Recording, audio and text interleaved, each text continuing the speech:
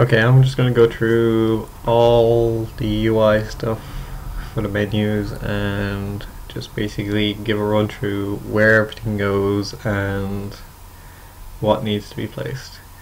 So as you can see, we have the menu on our screen.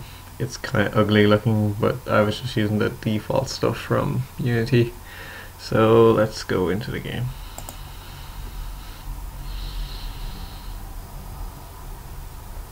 Okay, so move around through the options. In options we have sound, which controls at the moment it's just the waves because we don't actually have any music in the game, so I just did for the waves. So when I lower that down, the waves are gone, fired up, you can hear the waves again. The toggle health function is used for the prompts. So if this is toggled off, the prompts will appear. Let's go back. Load does nothing at the moment. Quits the game, and plays the game. So everything's paused at the moment. So I left the camera control in because I don't know how this is going to look in the Oculus. I think it should have the menu static in the screen, and so when they move around with the Oculus, they don't, like, the menu doesn't appear here and they can only move in the X direction, and they'll have to go look back and find the menu. The menu is always there because that's what they pause the game for, to go into the menu. So it makes sense in my opinion.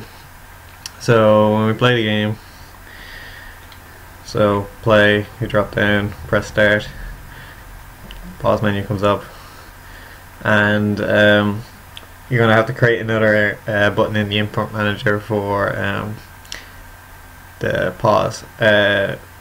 It's joystick button 7 for start, and the alternate was P on the keyboard. So I'll just show the toggle working. So go over to the tree, action appears, go options, toggle it off, and it'll appear. Toggle it back on,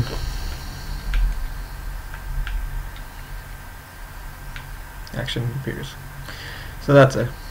So that's just the menu as it works. For like the sound, later we will have probably a static variable that basically controls all the volume. So in the meantime, I just went for the one with the waves just to make sure I could get it working. So if we do put the music in our game, it'd be easier to work off that. And that's about it. I'll just go through the code, I guess. So what do we have? So we want to go to our player.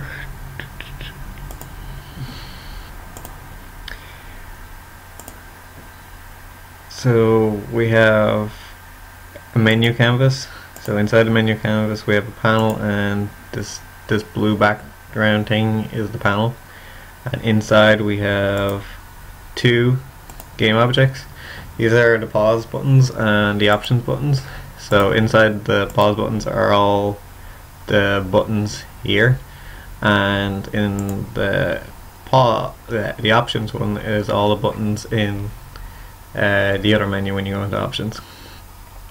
So what I did was just create one button and just create prefab of that, and so you can use it all the way through. And I just have a highlight in blue and we go over it. So when you create a canvas, automatically creates this event system, and in the event system we want this first selected to be the play button. So this will basically tell Unity that the play button should be the first to be selected, so when we start up the game. And let's see what else. So I also created a menu handler. So this is basically a game object that will handle all the the menu options.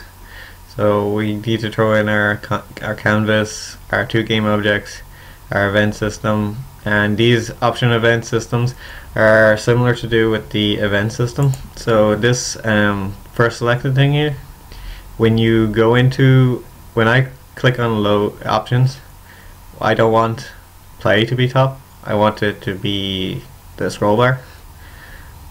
So basically I'm telling Unity to change it to scroll bar, and when I press back I want it to go back to play. So these are just 2 event systems. So in whatchamacallit, where is it? We don't need this prompt, I'll get rid of that. So for the scroll bar, I threw that in with the C side. So I just changed one thing in Andrea's code, and was just to throw in the scroll bar. So I took the scroll bar's value as for the max sound, just so it'd read off that. Also, when we're doing the sound, the audio source should be set to 0. So for some reason it takes this in first. So if this is up and we have the bar to 0, the music will start playing when the game's loading. And so we just wanted to read off the bar value, not the actual volume. So we'll quickly look at the code. So we have all our things that I said earlier. I can get rid of this. I'll get rid of there. Anyway, so basically at the start function we want to basically initialize all our stuff. So we want to set playing as false and to enable the event system. So this is because when you press A, it triggers the event system. Basically we won't be able to select anything in the options if the event system is enabled and it's playing. So basically if we're playing, we picked up an object, it would go into the menu instead of picking up an object, because it'll read A as both the same thing. It'll read A as the submit button. So this is the best way, so you're gonna have to turn it off when you go to the options. So we want the player not to be able to move, and this checked is for the toggle.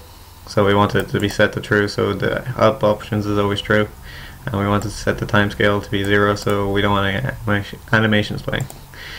In the update, when start is pressed, the toggle pause.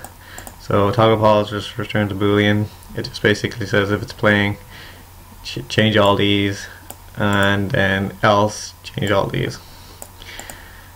So for our buttons, this is basically straightforward. We need to make all our button options public, and I'll show you why in a minute. So this is basically toggle pause and set playing is true, application quit game.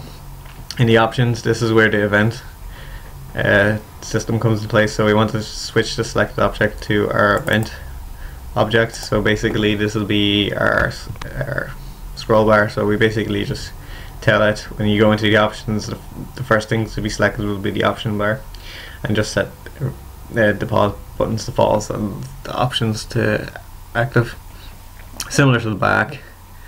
And for the prompt box, we want to just check to see if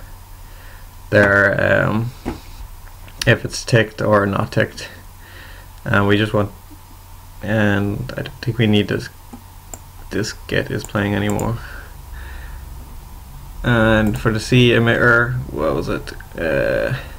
This was like max volume equals source volume at the start. I changed max volume to the bar value, and down here it's just basically changed the source value to the bar value. This can be changed later to, for more universal use of music. So there's a few things we need to do to get all this working. So for each button has an on-click event. So to do this, we need to basically, if you want to add anything, you have to press the add list, and then we'll want a game object. So we want to drag our our menu handler into here. So our menu handler.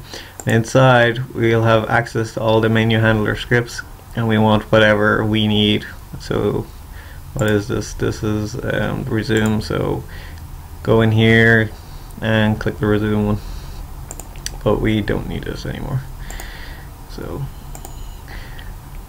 So we need to do that for each button type. So load, well obviously load, there's none there at the moment. Quit, we're gonna have to call quit. Options, I'm gonna have to call the options. And similar way in the back, we're gonna have to call back.